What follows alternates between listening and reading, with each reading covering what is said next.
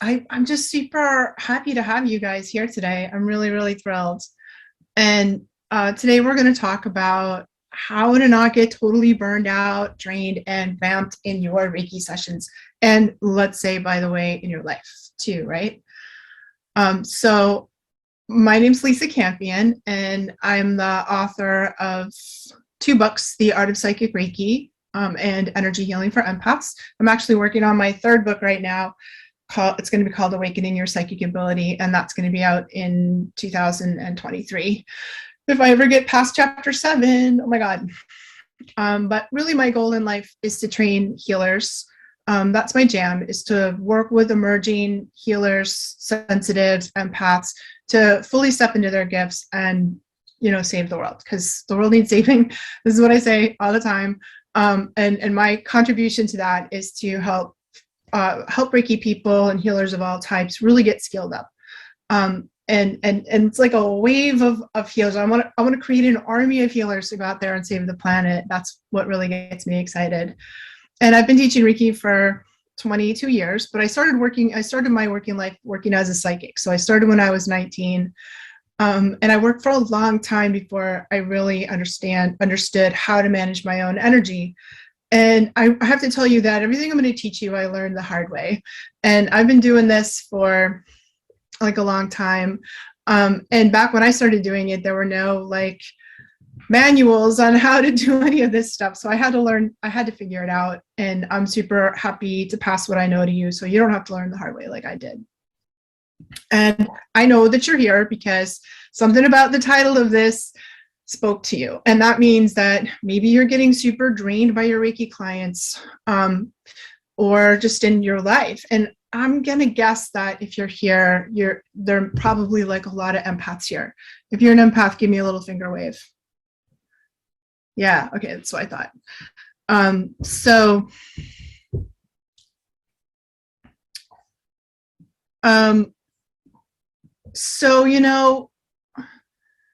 When it's all of this is worse if you're an empath. So there are some healers out there that really have tough energy fields, and they're not like the really spongy, porous, healers that empaths are. So I know that if you're an empath, this is a bigger deal for you. And you may be attracting some kind of energy vampire clients as well if you're an empath, and people in your life. It's not just your clients, because there's this magnetism between energy vampires and empaths. It's like they come together, and people who are needy, whether they're an energy vampire or not, can feel the healer inside of you, can feel if your life purpose is to be a healer. And maybe that's as a Reiki practitioner, or maybe it's just whatever you're doing. It's just you being you in the middle of the supermarket, right? And somebody comes up to you and tells you their life story in the middle of the supermarket. And if we're not prepared for that, we can feel drained by that experience. If we're prepared for that and we know how to do it, then we can kind of skate through life in a much easier way. So tonight I'm going to teach you how to set boundaries like a boss, and also learn how to manage your energy, work with the energy field, because I'm an energy healer. So you're going to keep on loving being a healer, open up to having even more clients, and maybe even expanding your business. That's what I really hope for you. So I'm going to show you the step-by-step techniques that I use on a daily basis when I'm doing client work, whether I'm in person and whether I'm working remotely, which I am most of the time these days. And like I said, all this stuff is hard won. And when I wrote my first book, my publisher asked me to count how many sessions that I've done. And it was about 15,000 sessions in the past 25 plus years.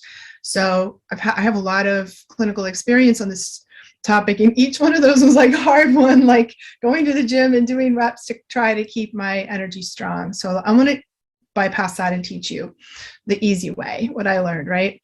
And I'm also going to give you my top secrets around how to increase and activate your psychic abilities in your sessions too. That's kind of like the cherry on the sundae for the call tonight, because they go together. And there's something really cool. They pair together, because when we learn how to manage our sensitivity, we can open our psychic in a way that we can't if we're really ungrounded, bleeding energy, getting vamped by everybody. Why would you want to open your psychic ability more in those circumstances, right?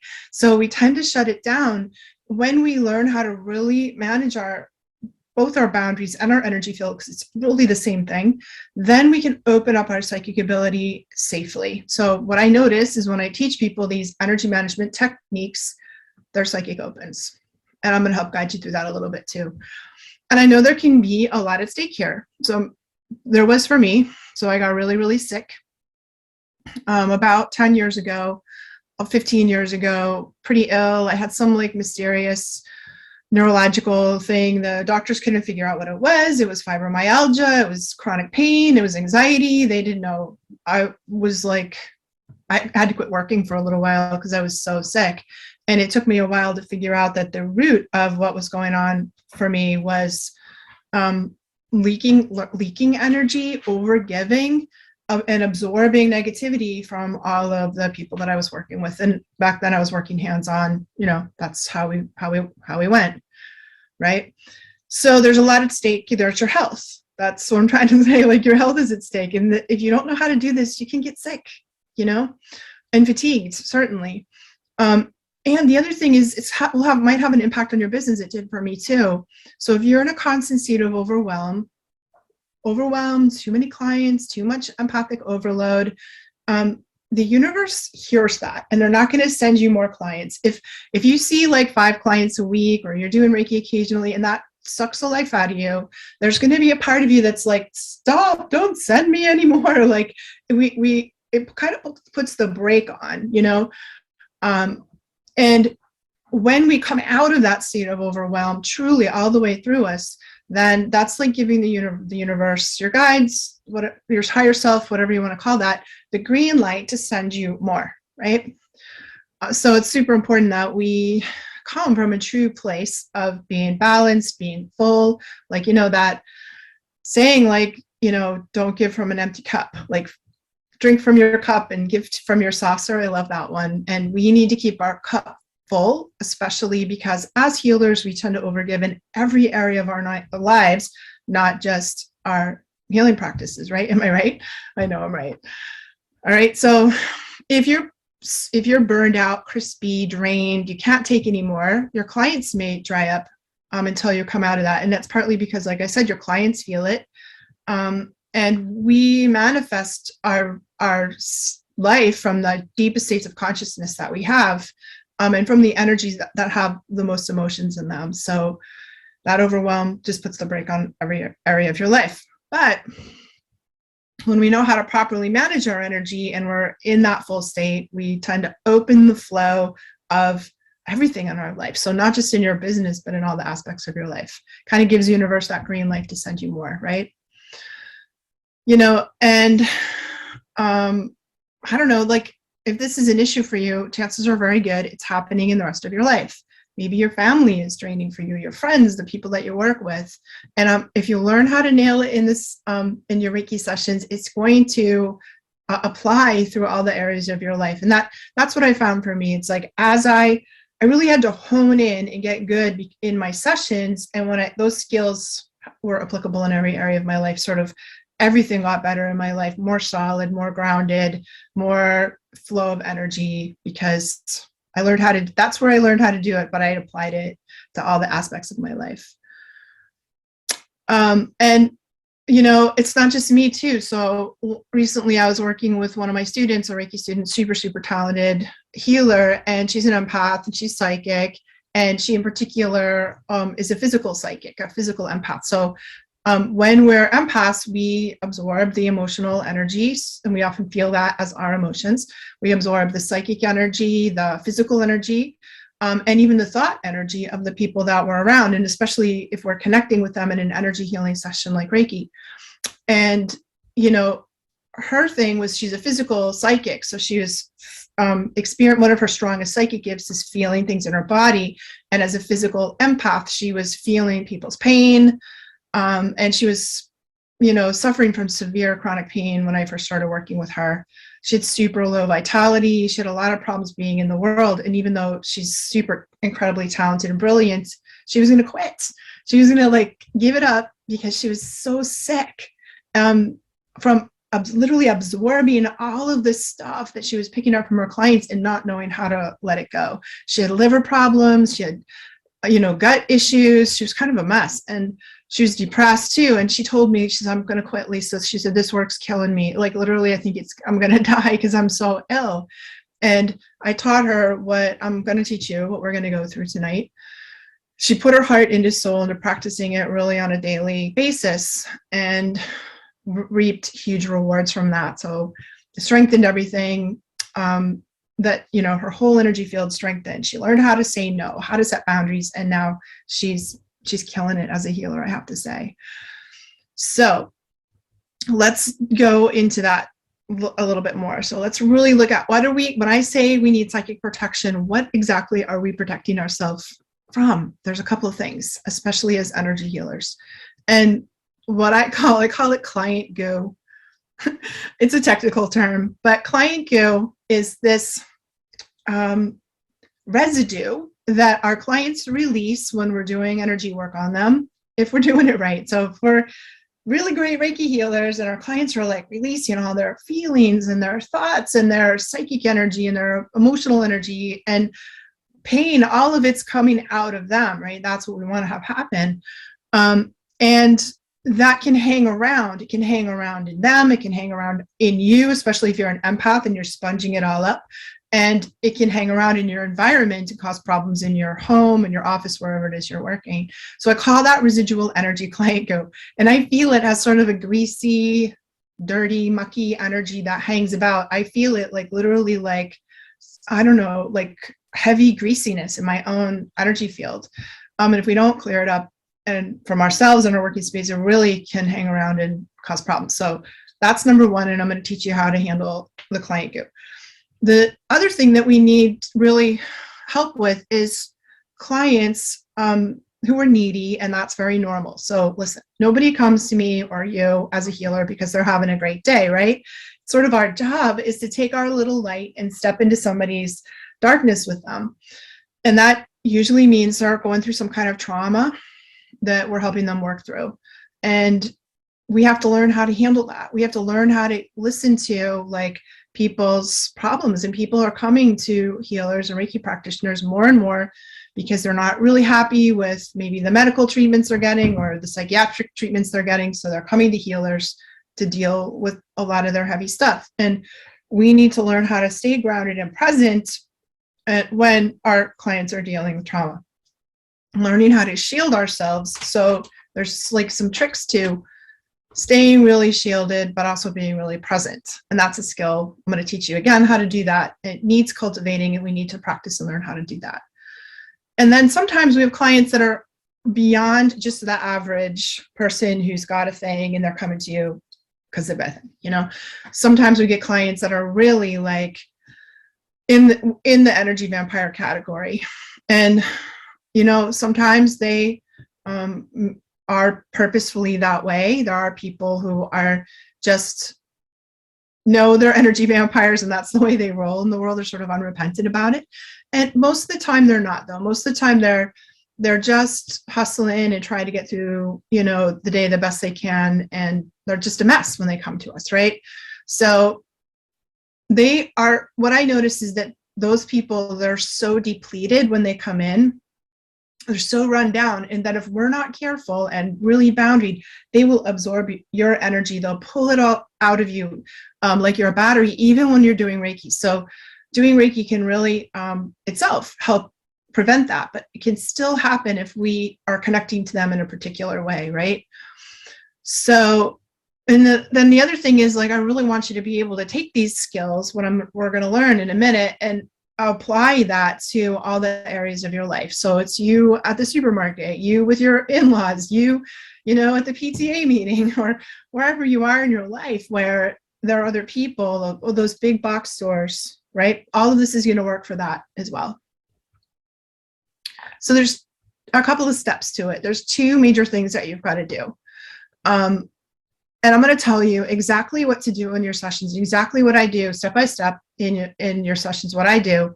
I'm going to teach you what I do. But honestly, the most important part of this is to get very strong energetically inside of yourself and to practice these core energy management skills. It's kind of like if you want to be in shape, you got to go to the gym, and you got to do it more than once. You got to really kind of lift the psychic muscles and the energetic muscles that will teach you how to be, grounded and centered and able to protect yourself and refill your lost energy. So let's break that down a little bit. We're going to do in a minute a guided meditation where I'm going to show you exactly what I do on the daily. So the first step to it is something called centering. And centering is, we start all of our sessions that way, and we start, I want you to pick up a practice of doing this at least once a day on your own, even when you're not doing Reiki.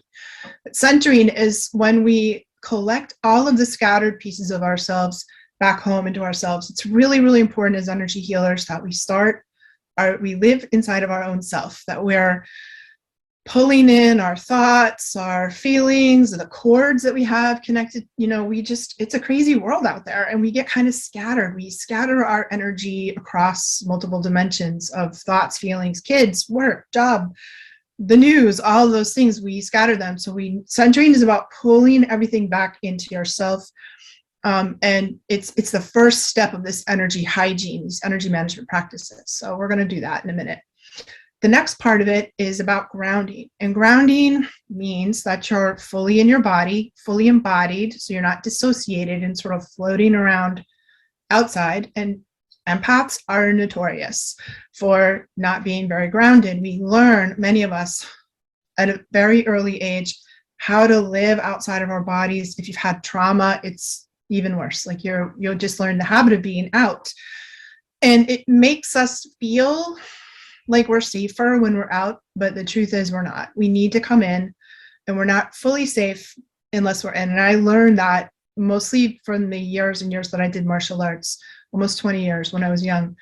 And, you get hit if you're spacing out in martial arts class, you get whacked, somebody pops you. And that's a really good way to learn how to stay in your body, because we have power when we're in the present moment. Because that's the other part of being grounded, by the way, and centered, is being fully present. And if you're not in your body and you're floating around, you don't have much access to your power.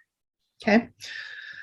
So the other thing we have to do on the regular basis is fill ourselves, because as empaths, sensitives, healer types, what does a sponge do? A sponge absorbs energy, but it also leaks energy. So all empaths leak energy. That's why we get drained. So we give away energy, we overgive, we say yes when we should say no, we join that extra committee, we stay up late and help somebody do something because we're kind-hearted, compassionate, people. So, and we do that, and we can do it in our energy sessions too.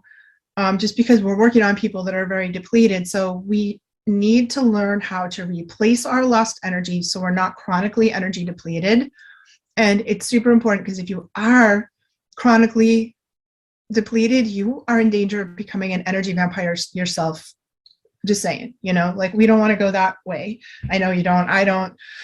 And we have to be careful. If we're full, and I'm going to talk more at the end of the session here about some things you can do to keep yourself energetically full, to fill up our energy tanks. On a broader scale than the meditations, it's super important. And the last step of this energy management techniques is protecting and shielding. And this is really all about creating an energetic boundary. And we really need boundaries in two ways. And the first way is actually the outer edge of your energy field. So we have this energy field. Our aura has many layers to it. And the outermost layer is called the boundary layer. And this boundary layer is sort of like your skin, like your skin keeps everything, all your guts and everything, all your blood and everything on the inside and the world on the outside, right? And this boundary layer of our energy field is like that. Now, if you're not an empath, you're going to have a much more solid boundary layer just naturally, right? And people who are not empaths have this very felt and normal sense of like, that's the world, and I'm in here, and I'm inside my bubble, and the world's not coming in here unless I let it. And we don't have that as sensitives and empaths. We have a sponge. So we need to learn the habit of going from being a sponge to being a more solid boundary. And this was the hardest part for me. No, I'm not going to lie. This took me like years of solid, not a sponge, and visualizing and intending that this outer edge of my energy field would hold up to all the things that happen inside a Reiki session. And the thing is, happens is, took me a long time to learn that I'm actually way more present and skillful and available when I'm inside my bubble.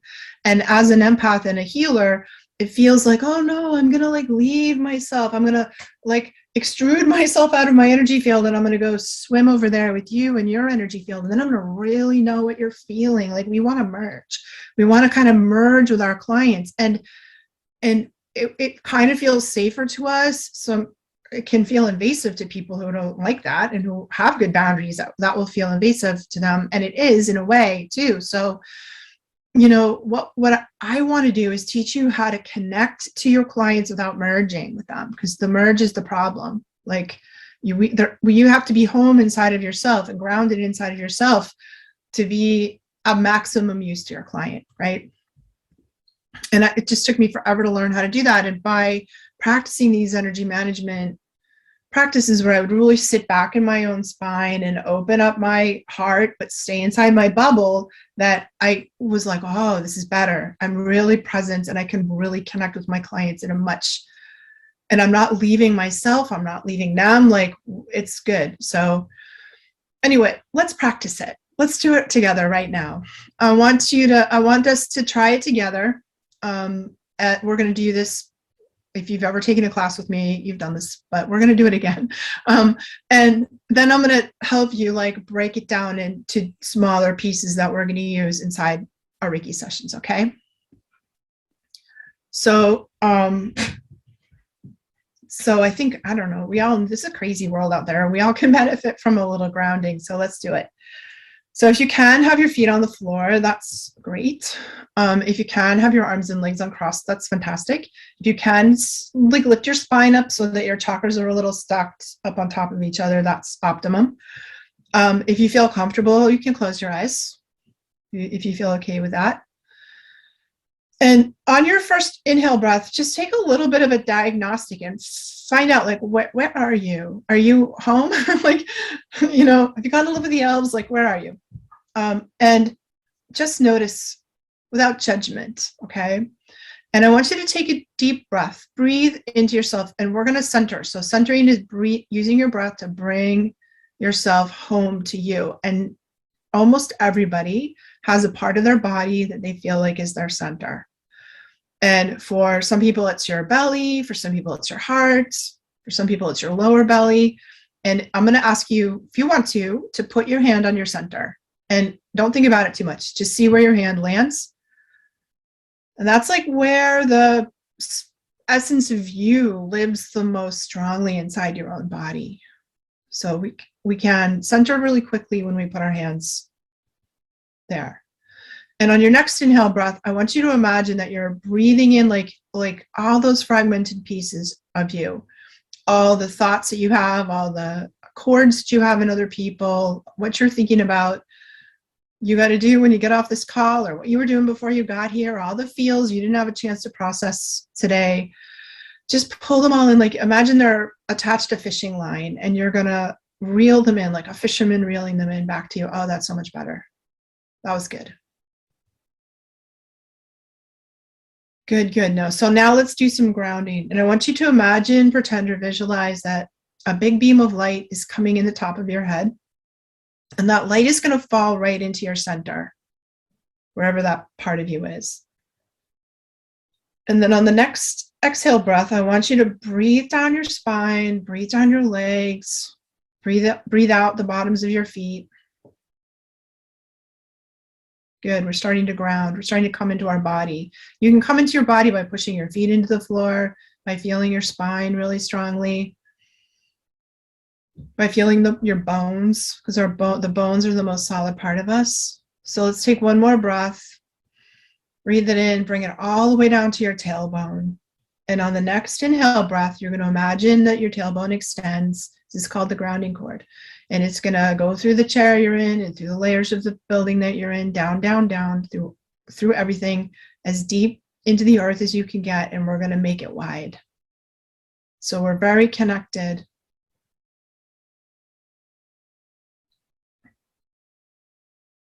And we're going to do some clearing now.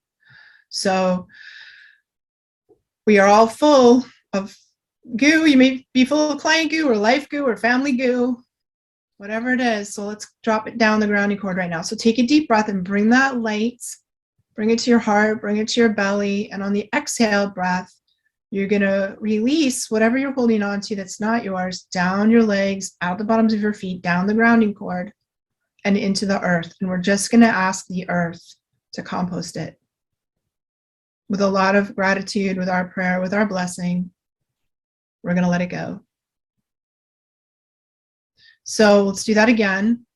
And you can see if you feel more of this goo in your heart or in your belly. I tend to feel it in my belly. And this is when we squeeze the sponge.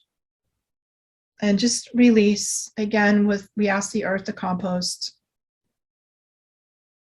Let go of all the stuff that's not yours. Let go of all the stuff that is yours that you're ready to let go of.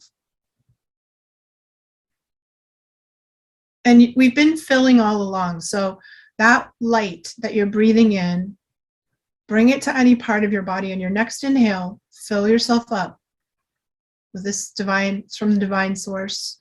You can also pull energy up from the earth. That's earthly energy. So we need these two sources of energy, divine energy and earthly energy. And these are your sources of energy. You can pull from them anytime. They're like unlimited supply. And if you have Reiki, let's turn the Reiki on and pull that in too.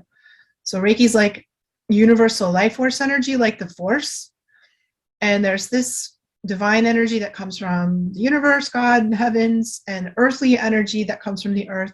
And these three energy sources are available for us. This is where you tank up and fill up. It's better. Good, good. And now let's do this last step, which is protecting and shielding. So I want you to imagine, pretend, or visualize that you can feel that boundary layer. It should be about arm's length out. And use some image that comes to you, like a coconut shell or a crystal ball or an eggshell or a castle wall, something that's a little more solid than a sponge.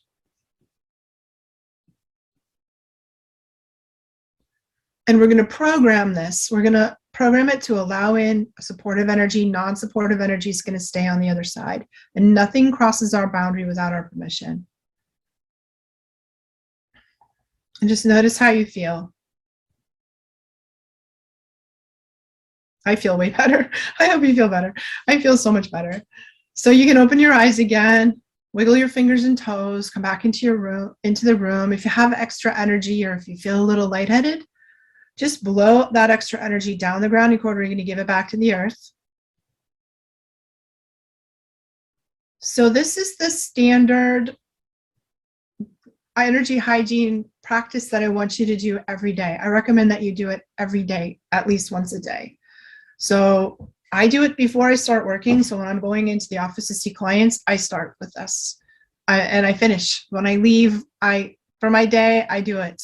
I always do it before bed too, because this is the one, if I can only do it once, I do it before bed. I sleep much better because I clear all this energetic residue out of my system before I go to sleep.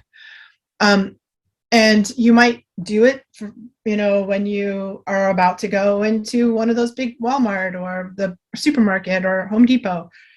Those places are very hard on sensitive. So I do it in the parking lot before I get in there, and I do it, and if you feel weird halfway through, you get halfway into Costco and you're like, I don't know who I am. I can't find my car. I forgot why I'm here.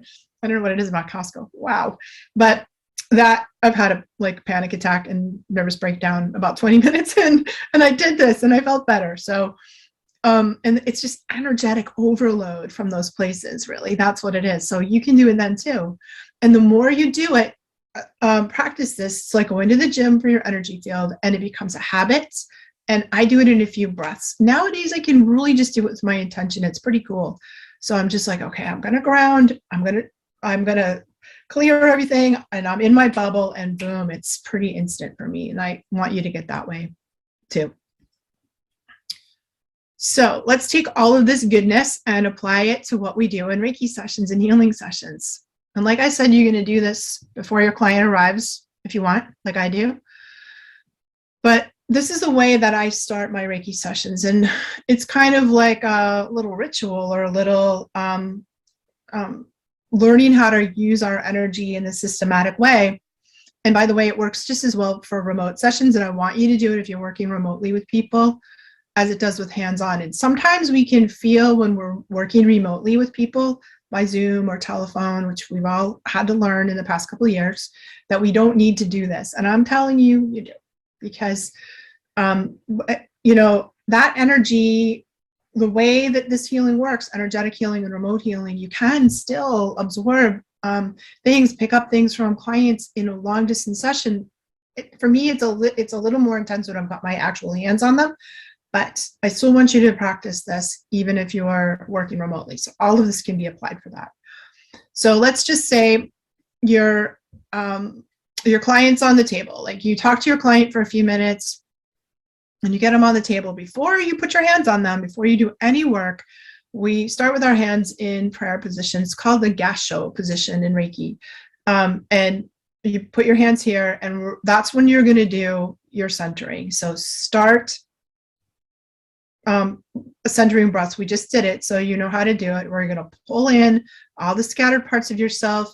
If you feel better with your hand on your center, wherever that is, on your belly, when you're doing the centering, go ahead and do that instead, right?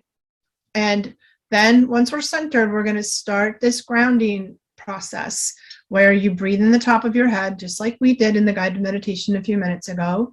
You're going to bring this energy down to your heart. This is especially good if you're doing Reiki. So this is the way that Reiki flows through our energy field naturally anyways. We're going to kind of lean into that and really work with it. So we're going to imagine that beam of light coming into the top of your head and going right to your heart where your hands are. And center. Okay, here I am. I'm opening my heart. I'm getting ready to do Reiki. And then on the next exhale breath, you're going to drop that all down your spine, down your feet, and drop the grounding cord down, and not only connect with the earth, but you're also going to clear anything just in one breath, right?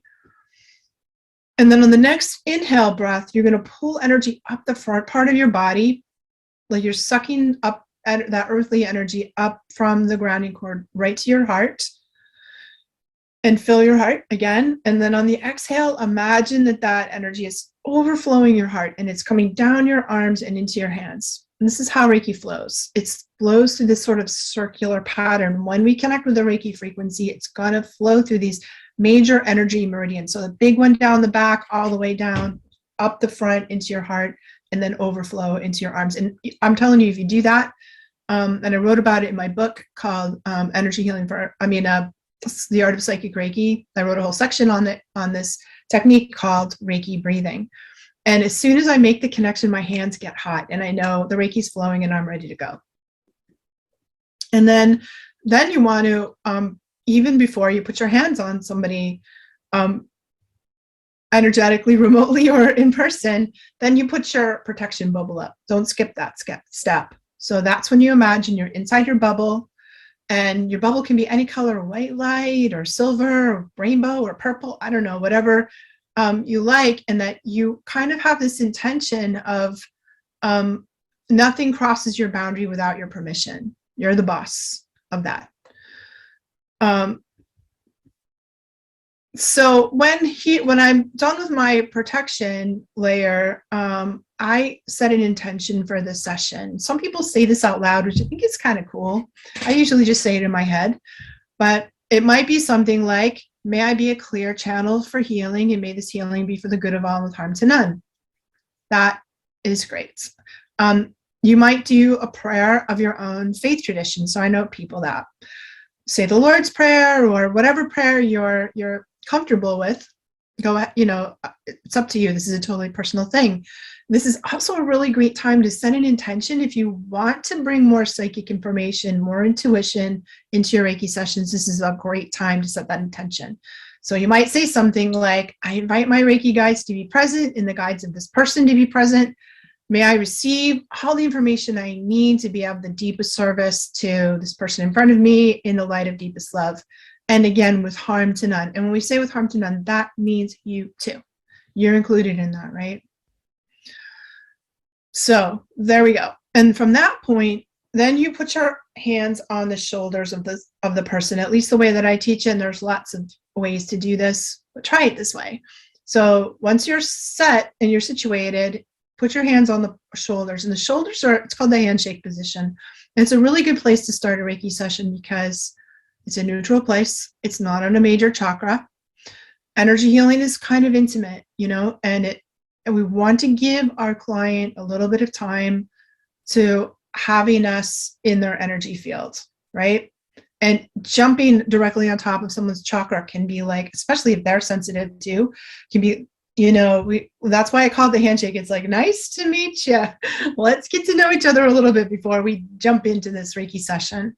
And I will stand there and breathe deeply and continue to ground and hold my intention until I feel my client sort of relax. And there's this very specific moment where we click, where there's a connection that's made. I don't push it. I'll stand there for a while until I feel like click, okay. And that sort of, they let me into their energy field. They've accepted that I'm okay. It's kind of like we sniffed each other out and they're like, all right, I got you. Like, I can feel that you're not going to hurt me. Like, we're good. Okay. And then we can start moving into the hand positions inside Reiki or whatever healing modality that you're doing.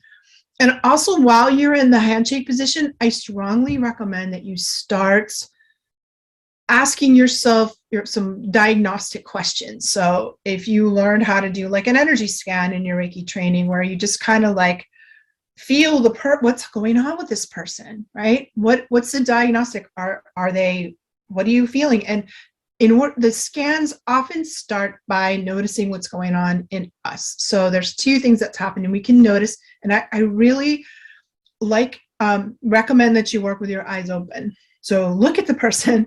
What's going on? Are they lying on the table like rigid? Are they like already asleep? Like, are they relaxed? Are they soft? How's their breathing, right? So we're going to start assessing and doing some diagnostics. So visual assessment is really handy. And then the sort of psychic assessments can begin. Well, what are they feeling? Can you get any clues or hints about their emotional state? And sometimes we can feel their emotional state in them. Sometimes we feel it inside of ourselves. As an empath, you want to be constantly monitoring what's happening inside your own system, because you're going to get a ton of information that way. Pay attention to how you feel emotionally. What emotions are coming? I remember doing a session, this was years ago, when I was first figuring this stuff out. And I had this session with this very proper lady. She was very like, just done up and very calm and very like matter of fact. And she's talking to me. I'm like, what's bringing you in today? And she's like, I don't know. I'm not sure why I'm here. She had, but she was smiling. She was pleasant. And I had this like crazy urge to stand up and throw my coffee cup across the room and scream. I was like, wah! Like I wanted to do that. And I was like, what? Where did that come from? And I was like, oh my God, I think it's her. That's her. Right. And I created a theory. I was like, she's angry. I wonder if I'm right, And so we want to pay attention to how we feel. She was furious. And it didn't take too long for that to come out later. And it was very productive. So that was great. So we want to also check out what we're feeling in our body. What's happening in your body? What are you thinking? Are the random thoughts crossing your mind? And they're not probably random, right? Are you having any hunches? This is how we loop in the psychic stuff, okay? Are you having any hunches or nudges that are coming up to you that you can't explain why? That's the psychic sense of knowing, like, oh, I don't know why I think she's angry. I just know, right? Or, oh, there's stress. That's what's happening here. Or that this person's not even in their body. Like, what are you hunching or knowing, right? And if you're an auditory psychic, you're going to hear a voice in your ear telling you what to do. Move your hands. Don't move your hands. Shut up and don't say anything right now. Just listen. That my guides tell me that a lot. I get that one a lot. So I'm like, okay, like I know the difference between my inner voice. My inner voice is like, what's going on here? And I wonder what's happening. And what time is it? And I'm hungry. When's lunch? That's what my voices, but the voice of my guides, it's true. I'm just saying. I'm just being honest. So the voice of my guides is much more direct. Like, do this. Like, it's very directive and very neutral, right? In its tone. So are you seeing anything? Like, that's the other thing. Are you seeing colors? Are you having little movies flash across your mind, the inner screen of your mind? That's the visual psychic sense. And what are you tasting and smelling? Because that's an incredibly powerful psychic sense. So as you're paying attention to all of these things, you're gonna get a wealth of information. You're gonna be shocked and amazed and surprised by how psychic you are and how much information you're getting if you're really tuned into this stuff, right? So I feel, and I'm also very physical psychic, so I feel a lot in my hands. That's called proprioception, the ability to feel energy with your hands. And I think it's honestly from just having my hands on a ton of people and doing all those Reiki sessions for all those years. I feel stuff literally in my hands, sensations in my hands. They get cold, they get hot, they get prickly. I feel energy movement, and I also feel a lot up and down my spine. So if the client's having an energetic release, I'll feel a rush of energy down my spine. And I pay attention a lot to my breathing, because I know if I'm holding my breath, my client is holding their breath. And I'll be like, are you breathing in there? Like, take a breath, and we hold our breaths when we want to stop the flow of emotion. So you can do your clients a big service by reminding them to breathe in the session. Sometimes if you just take a deep breath yourself, without even saying anything, they'll take a deep breath. Sometimes I clear. I learned this trick from my friend Eileen McCusick, who's the founder of Biofield Tuning and a brilliant healer.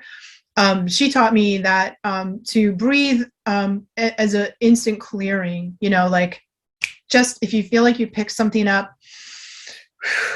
and you'll see her breathe, and a lot of energy healers breathe like that. Don't breathe on your client. So you kind of turn your head, and you can whatever goo they're letting go of, you can just shuffle it right off with that kind of breath. Or if there's a stuck place where they're working through a kink in their system that needs release, that kind of breathing will often encourage an energetic, emotional, psychic release, right?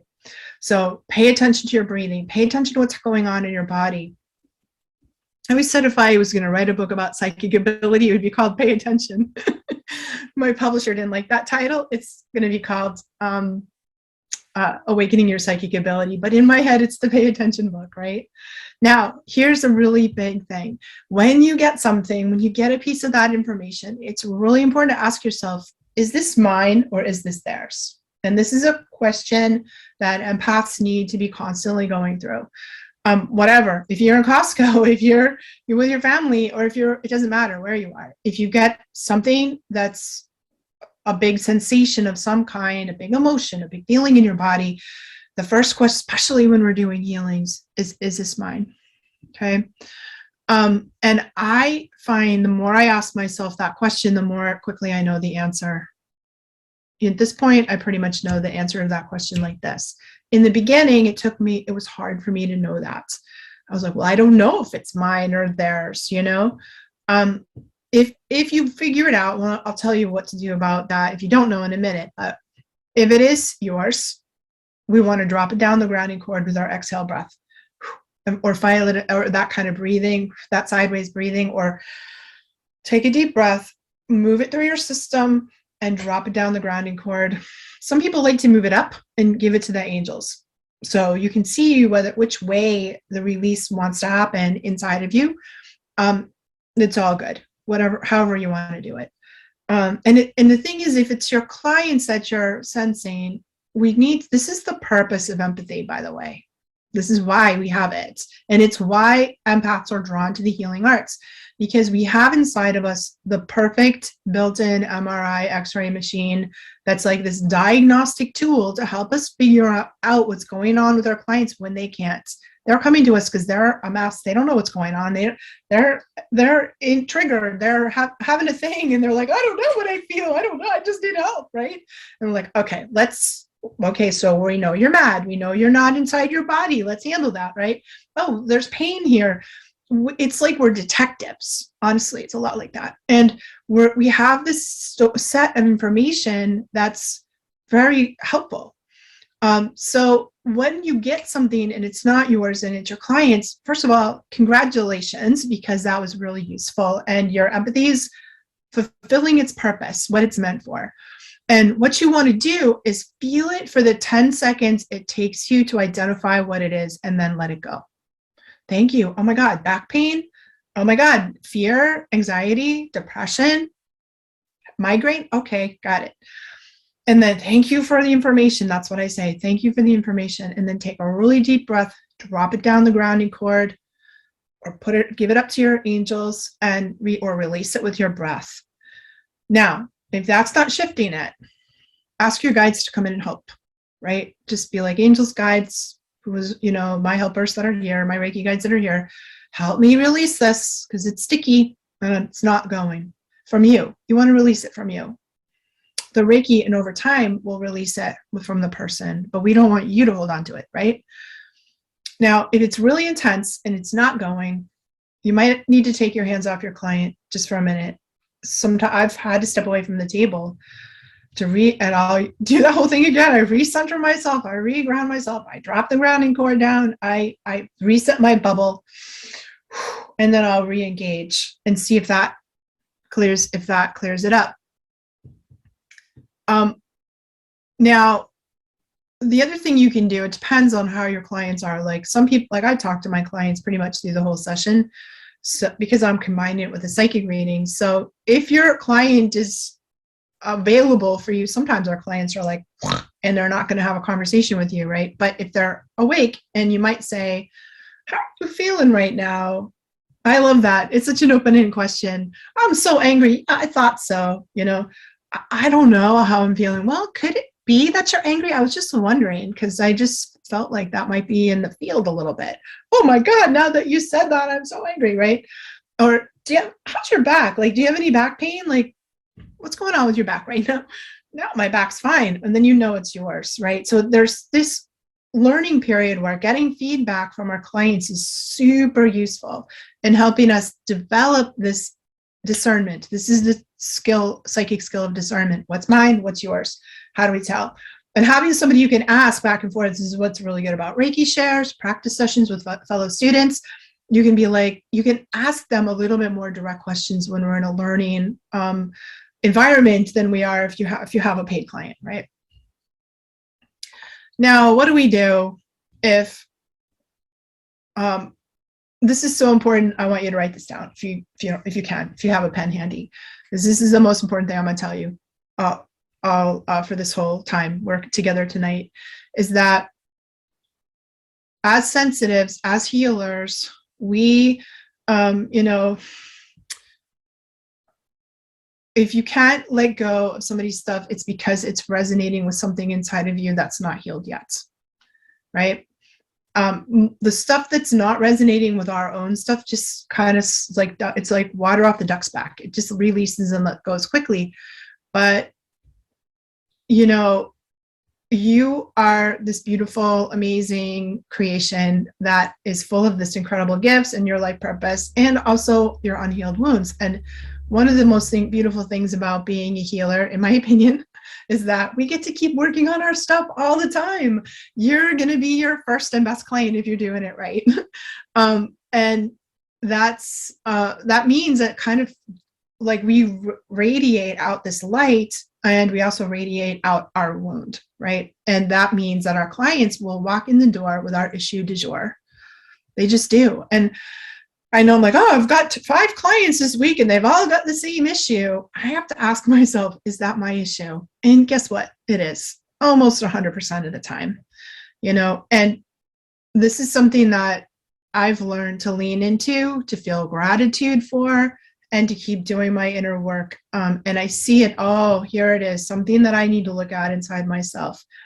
And I feel that's a gift because I'm committed to my own growth as a person and a practitioner, but also because as a practitioner, I know that I can only really go as deep with my clients as I've been inside myself. So I see these as opportunities to skill up. And I know that it's the healer that's done the most work on themselves that has the line out the door of clients that can't wait to come in and see them, right? So it's a gift.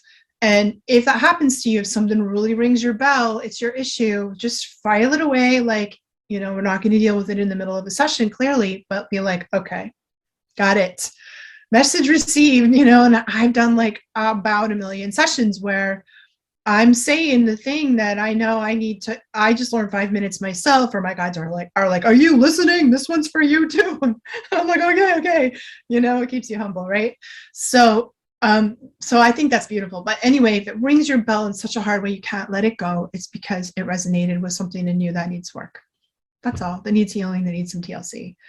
And go take care of that. Just find, get with your healer, get with your therapist, get with your supervisor, get some supervision so that you can clear that trigger, and then it's good. All right. So then let's talk about how we end a session, because this is almost more important than how we begin if we don't want to pick up our client stuff, right? So when your session's done, you do your whole session, you're going to come back to the handshake position. So you can also do it from the feet, because a lot of times Reiki people end on the feet. You're going to take a step away from the table. And as you do, I want you to literally pull your energy apart from that person. Because when we came into the handshake position in the beginning of the session, we got connected. We got a little bit merged with that person. Enough to do an effective, we have to be merged enough that we're doing a good connecting with them, and not so merged that we don't have our self and we're like a sticky amoeba. But if we're like this, we have to pull out of it, come out of that, like cut the cords, consciously disconnect. I do that by stepping away from the table. And then I go through the same process that I started. So hands in the Gasho position in Namaste or on your center, bring the light in, right? Bring it to your heart, bring it to your belly, drop anything down the grounding cord that you picked up from that person, any of your own stuff, or put it up if you want, if that's easier for you. I'm always end with gratitude. Like, thank you for this incredible being that's in front of me. Thank you for this amazing energy session that I did. Thank you for spirit and the spirit of Reiki for making this session possible. Thank you to all the guides and angels who are with me for this work. Please let the Reiki continue to flow as long as it needs to bring about the highest good. And may we disconnect and be at peace and in our own space. That's kind of like a little prayer that I use, right? So you're dropping everything down and put the shields back up, right? Redo that whole process. And if you feel like you want to, and I almost do this with almost every session, clear the residual energy out of the person and out of your environment, we can do that.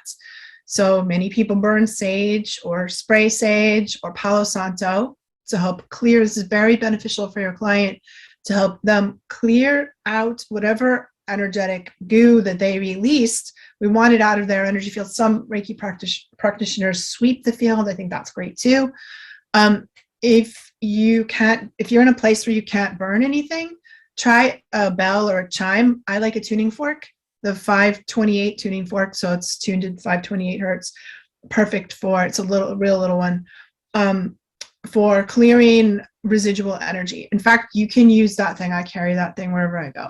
So in my briefcase, when I go to work, I clear hotel rooms with that thing. I clear, like, you can't always just whip out your sage and be like, but the tuning fork goes anywhere. And it's super incredibly powerful. It's sort of attuned to like the heart chakra frequencies and the level of the heart, but it's really great at energetic residue. So you can run the sage or the tuning fork, whatever you're using, through the client's energy field, run it through yours, or clear your space. Like I run it kind of through the room, while my client's getting up and off the table. Or you can wait until your client's gone and clear that. It's super important. If you're working remotely, clear your room. I'm just saying, this is my home office. I do almost all my sessions here. And if I'm not really diligent about clearing the space, it gets funky. It gets full of client residue. And if I'm doing a lot of mediumship work or, pulling in spirit guides, it gets a little haunted. It's like when we do that, it opens up portals. So I'm super careful about closing those portals. And, I'm always combining a psychic work with my session. So that happens. Don't skip this if you're working remotely, I'm telling you. Okay. So that's kind of, there's other things you can do if you're not a meditation person. I go to the ladies' room and I wash my hands. I love this technique to wash your hands, let the water wash away any residual. And I say a little prayer, please let this water wash away any residual energy and clear and restore me to balance. Thank you. I've done this in bathrooms across the world, and like you can sneak away to the restroom no matter where you are and wash your hands, do your grounding, reset your field, and you're good to go. And what's so fun? I just noticed my office where I'm at now has a big drain in the middle of the floor. It's like a standard businessy industrial kind of bathroom, right? And it's got a tile floor with a drain in the middle of the floor. I stand on that drain and I do that, drop the grounding cord down and I drop everything down the drain. It's great. It works so good because that is the function of drains. It's fulfilling its function to just scoop up all my client goo, and it's got a good place to go. It's brilliant. I just figured that one out like last week. So let's end a little bit here with what's the other way to set boundaries? So I told you I was going to talk about 2 ways to set boundaries. There's this one way with the energy field, super important, but there's also other ways we have to set boundaries. So boundary is just a really fancy way of knowing it's a fancy word for knowing where your edges and limits are, how much you're willing to give and not give, and where you're a yes and where you're a no. That's all. A boundary is where you're a yes and where you're a no. So hard for us empaths. So hard. If you feel like you need help with this is really hard for you, then this book that I wrote, Energy Healing for Empaths, is a whole book about how to set boundaries, how to deal with energy vampires. There's a lot in there. So more than we could talk about tonight. That got it all in there for you. But the thumbnail of that is we as sensitives and healers, we feel really mean when we say no. We don't like to say no. We really care. We want to help people. We feel their pain and suffering, and we want to be there for them. But people will feel safer. Your clients will feel safer. Your kids will feel safer if you have nice, clean, clear, obvious boundaries. Kind, firm, and clear is the kind of perfect way to hold a boundary. People will respect you if you have a boundary, and people really don't respect people that have no boundary. It kind of pisses people off and makes them feel unsafe, actually, and they'll start poking you and kind of getting all weird around you. But if we're safe and kind and strong, firm, people just calm down. They just get it. They know where you're at, and then you feel safe to them. So we feel like we're doing someone a big favor when we have no boundary, but the truth is we're not. It's serving no one, truthfully. Okay. So as Reiki practitioners, set your expectations clearly and meet them. This might be on your website, or it might be how you talk to people about what's going to happen in a session. I have a section on my website, what to expect in your session, and meet those expectations. And then people are psyched. They're thrilled. They're like, they got what they wanted. You did what you said you were going to do, sort of an integrity thing, right? Especially as Reiki practitioners, we want to be clear about how long our sessions are and stick to it. Session's over now. Time's up, and find 5 really nice ways to see that. So it's been so nice working with you, and our time is up. So it looks like we're at time right now. I get up and walk to the door. When it's really time, I stand up when I was working in person with people, and to honor time and money boundaries. Again, people don't always appreciate it. You feel like you're doing them a huge favor if you go half an hour over, but actually they have a schedule, and it's the agreed upon thing. It's sessions an hour, it's an hour. The session's an hour and a half. If you always have to if your session flow is an hour and a half, that's fine. Just tell people that's what it is and then stick with that. And the same thing with money boundaries. The session costs what it costs, and You know, you can have sales, discounts, promotions, that's fine. But to be very clear about time and money boundaries is how we deal with needy clients, over talking clients, energy vampire clients. And don't be afraid to fire your clients if you really need to do that. I give you permission now and forevermore. If you have a client that you're like, that you dread, oh my God, that person, oh, you need to find another practitioner for that. That's not a good fit. Okay. The other biggest boundary that's so important as healers is we really have to be clear in how we hold our energy and what we say and what's on our website, that we do not fix, cure, heal, or save anyone. Do not say that you can. Don't energetically hold on to the idea that you can. Do not buy it when people ask you to do it. Put it right in your consent form, you know? And if people are like, they throw themselves, they're like, fix me, you know, heal me. And I'm like, honey, I'm going to hold the door open and you're going to do that. Like, you do that for you. We're midwives. As healers, we're midwives. The midwife does not have the baby for you. They can't, right? So that's the energy you want to hold. Like, I'm here to facilitate this for you. It's really hard to have a baby without a midwife. We don't want to do that. We need the midwife. You know, there's huge value in that. But when you hold it, like, I'm the midwife, you're doing it, then I promise you, you're going to drop the energy vampire clients. They just wander off and find somebody else. They just feel it in your vibe. Put it in your consent form. Put it in your, be nice about it, but clear. It's your healing. And that solves all those problems like magic. It's amazing. All right. So almost done. There's one more thing I wanted to tell you, and just sort of looping back to the psychic stuff. 3 tips on what we need to really do about opening up our psychic more and more, right? Since my thing is psychic Reiki, I got to throw this piece in. There's a couple things. One of them is we need to pay attention. We already talked about that. This is the number one big mistake people make. They get the hit and they just let it slide by. They don't pay attention, you know? So we need to train ourselves to do that. And I recommend a psychic journal. So get a journal, any journal, and just write down your hits. After the session, write it down. If you get a dream, write it down. If you see a sign and omen in the world, write it down. Because these things are very ephemeral, and they're super intense when they happen, and then we forget about them. So you could have this massive psychic download on Monday, and by Wednesday, when the thing actually happens, you forgot about it. You forgot that you knew that was going to happen.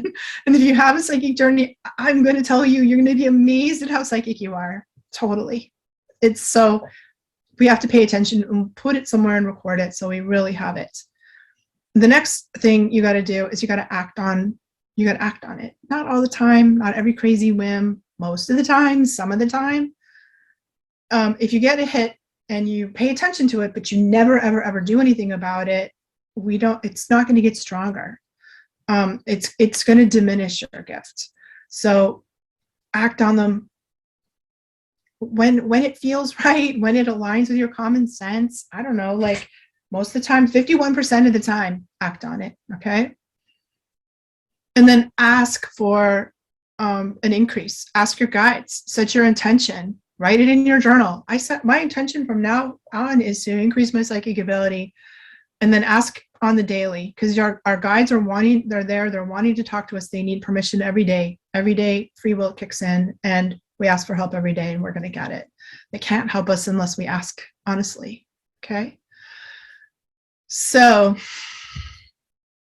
there you go. This is what I want for you. I want you to start, if you want to implement all this stuff, this is how you're going to do it. Start your daily ground clear and protect process. Maybe it's the meditation we did together. Maybe you have your own thing, whatever. But I want you to do it daily and as needed to strengthen your overall strength. Number 2, really set a strong intention at the beginning of every session that everyone's protected and you too. Ask yourself, is it mine? Drop it down the grounding cord. Thank you for the information. I let this go. Okay. Do something at the close of every session to clear the energy, and something at the end of when you're done working for the day. Okay. That's the 4th thing to do. The next thing, I want you to practice 5 really nice ways to say no. And I am not kidding you. I practiced looking myself in the mirror and saying these things until they were easy for me to say. No, thank you. I'm sorry, I can't do that for you right now. I'm totally overbooked. I would love to help you. And I just don't have the time right now, but I love what you're doing. Practice until you can feel it. And so you can say no. All right. And I'm just going to hold that vision for you that you can do that. I know you can. And what it's going to give you is the ability to move out into the world with joy and mastery. And people who don't, sensitives and empaths who don't know how to do this, their lives get smaller and smaller. They get diminished. We end up with the 3 things we can do, which is like sit on the couch with your cats and watch Netflix, because everything else blows our circuits. And when we committed to this kind of work, to this energetic hygiene and these boundary settings, then we can walk through the world with mastery and joy, and our life expands. So we just can handle things, right? Go from the couch to saving the world. That's really what this call is all about. Now, if this stuff really resonated for you and you want to keep increasing your skills as a practitioner, I wanted to let you know that today I launched my brand new Psychic Reiki Mastermind group. So excited about this. So I've been thinking about doing this for years and years, and it's not actually Reiki training. So it's for people that already have received their levels of Reiki, any level, and it's ongoing training. It's like continuing ed for Reiki practitioners. Because what I find is that people finish their training kind of quick, and they're hungry for more. They know they need to know more, especially new Reiki masters. They're like, I finished my training, but I need more. Like, I want to keep learning, and there's nowhere to go. So they keep taking this classes over and over again, or they take 5 more modalities because they're looking for a deepness to their practice. And like, I thought about it like kind of like a black belt analogy, because I was a martial artist for a long time. And like, when you want to keep going deeper into what you know and learning more about it, you're not going to get a black belt if you just, I'm going to do Taekwondo today, and then I'm going to do Aikido this day, and then I'm going to do Tai Chi. If we spread and I'm not saying it's wrong to learn modalities. I know a ton of modalities. It's fine to know a bunch of modalities, but I saw a need for people to go deep into the training. And that's what this mastermind group is. So what we do is we meet every week on Zoom. The calls are noon, but Eastern time, but we'll go through, we'll record them so you can get them anytime you want. And each week is going to be a different topic to help keep learning, growing, and evolving. So we'll do things like review skills. So I'll do a teaching segment where we might do some review or learn some advanced skills or something new. One of the weeks we have a virtual Reiki share, and I'm going to teach you something. So we're going to learn how to do the Reiki version of a chakra balance, or we're going to learn how to do a skill, and then we're going to practice in the Zoom rooms on each other, right? It's going to be great. Then we're going to have 1 week a Q&A with supervision. So sometimes you just need to ask questions, especially if you're seeing clients. And I'm going to do supervision, which I'm psyched about it. It's almost impossible to find it. And supervision is how therapists learn. So when I went to therapy school, they put me in a clinic, and I'd be like, I don't know what I'm doing. And then I would go to supervision and talk to this supervisor, who somebody knows a lot about. This crazy thing happened in a session. I didn't know what to say or do. And they'd be like, well, let's talk about what you could have, where were you triggered, and what could you have said, and could you have handled it this way? This is the way that I learned the most about Reiki. Is I hired my own supervisor when I was new, and that's how I learned. So I'm psyched to offer that. And we're also sort of guest teachers, because there's lots of things I don't know. Like, I want to bring in somebody to talk about crystals, or how to put in essential oils, or how to do angel Reiki. There's such cool stuff people are doing with Reiki. So I'm going to bring in some guest teachers. And also, you're going to get a monthly energy healing from me, because as healers, we need to keep filling ourselves. And so I'm going to put you in my monthly energy healing group, so you can just receive. And if you're a Reiki master, we have a special class just for you once a week too. that's going to give you, it's 1 week a month. That's going to give you just stuff for Reiki masters, like black belt class. That's all for your training. So if that seems of interest to you, let me know. And we're starting next week. It's going to be ongoing every month, every week, forever until you're done learning. And I'm super psyched about it.